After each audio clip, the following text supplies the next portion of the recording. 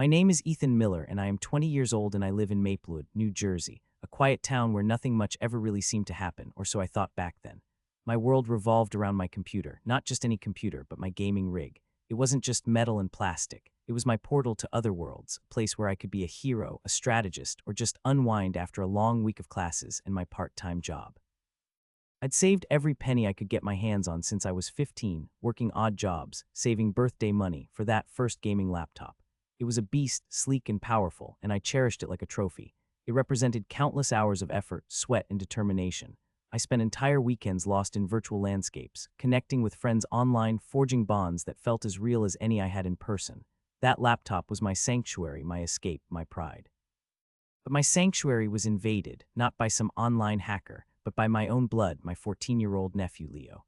He was always a curious kid, a little too curious for his own good, always wanting to know what I was doing on my computer, always bugging me to let him play. One day, he managed to get his hands on it when I wasn't around, probably while I was at school or running errands. He thought it would be fun, he said later, to download some hacks for a game, thinking he was some kind of digital genius. Instead, he completely compromised my system. It wasn't just slow, it was broken, a digital wasteland. I couldn't log in, couldn't access anything, couldn't even wipe it clean. It was a brick, a very expensive, useless brick. I was devastated. I showed my sister, his mother, the ruined laptop, explaining how he had downloaded malicious software that made it unusable. She just shrugged, said boys will be boys, and never offered to pay for repairs, never even seemed to grasp the magnitude of what he had done. It was years of saving gone just like that. I watched that compromised machine gather dust, a constant, painful reminder of the injustice. I had to move on, but the sting of that loss lingered, a bitter taste in my mouth. I saved again, even harder this time, for what felt like an eternity. Every shift at the grocery store, every dollar I earned went into a special fund. It was a slow, grueling process, but I was determined. I turned 20 this year, and for my birthday, I finally bought it, a brand new PC tower and a beautiful, high refresh rate monitor. It was a masterpiece, a custom-built machine, far superior to my old laptop. This was more than just an upgrade. It was a fresh start, a symbol of my perseverance, my commitment to my passion. I spent weeks setting it up perfectly, organizing my files, installing my favorite games, making it truly my own.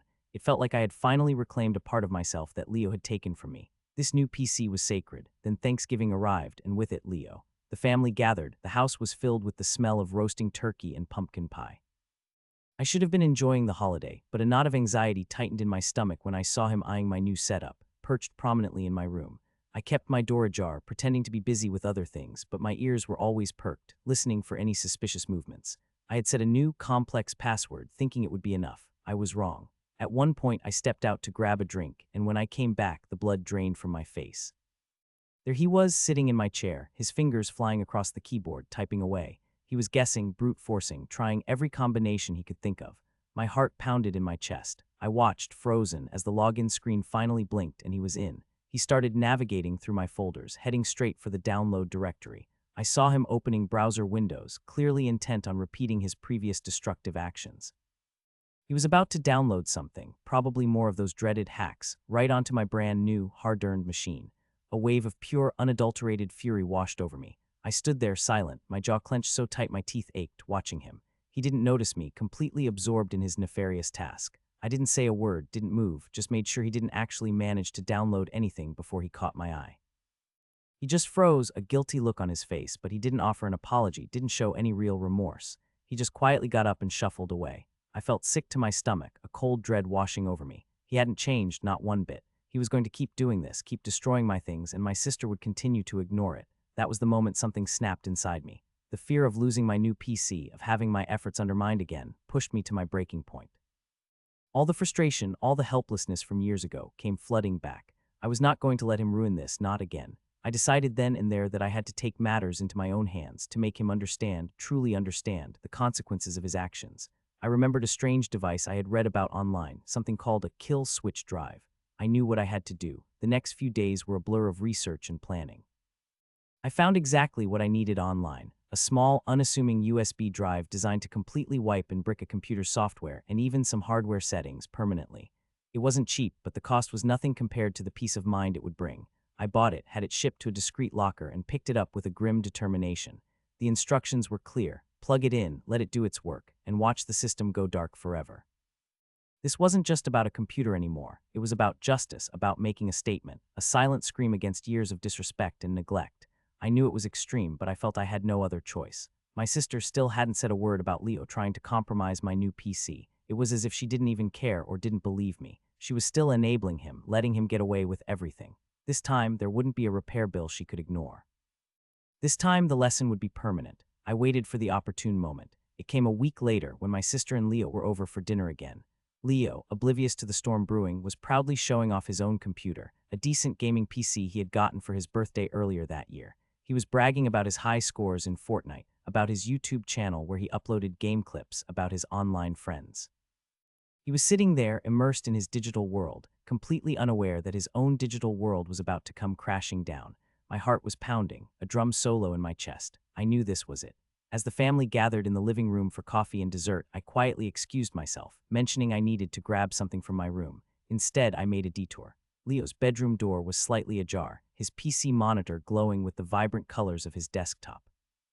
He had forgot to shut it down, or perhaps he just didn't think I would dare. I slipped inside, my movements swift and silent, my hand gripping the small black USB drive. I walked over to his desk, took a deep breath, and without a moment's hesitation, I plugged the kill switch drive into an available USB port.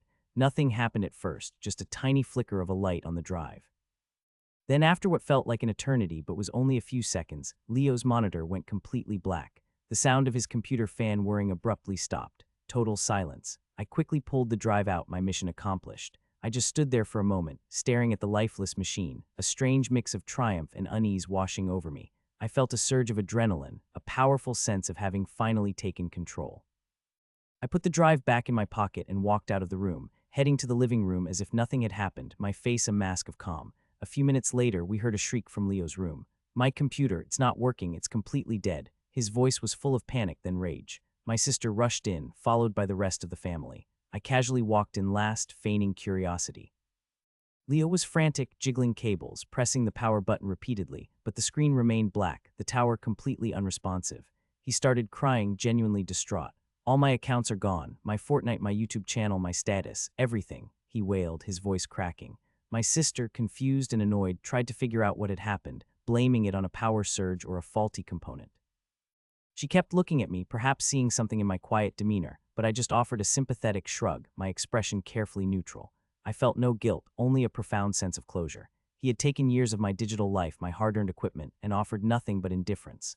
Now he understood, not through words or empty apologies, but through the bitter taste of his own medicine. In the aftermath, things were different, subtly but undeniably. Leo was subdued, his usual boisterous energy replaced by a quiet resentment, but also, I think, a dawning realization. He started spending more time outdoors, less time glued to a screen he no longer had. My sister, perhaps sensing the poetic justice of the situation, never pressed me about what I had been doing around the time Leo's computer died. She never offered to replace Leo's computer either, which was a small but significant victory in itself.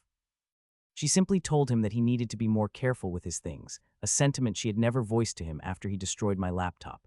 I kept my new PC guarded, a silent sentinel, but I no longer felt the constant threat hanging over me. My new normal was one of quiet triumph, a peace earned through an act of extreme, but necessary, revenge. I had stood up for myself in a way that truly made a difference. My gaming passion continued, even stronger now because it was truly mine, untouched and unthreatened. And sometimes, when I was in the middle of an intense game, I'd remember Leo's face, pale with shock and despair, and a small, satisfied smile would touch my lips. The silence from my sister about Leo's ruined computer and her new insistence on him taking responsibility was the unexpected twist. It seemed that while she might not have understood the specifics of what I did, she finally understood the necessity of consequences, and that, for me, was enough.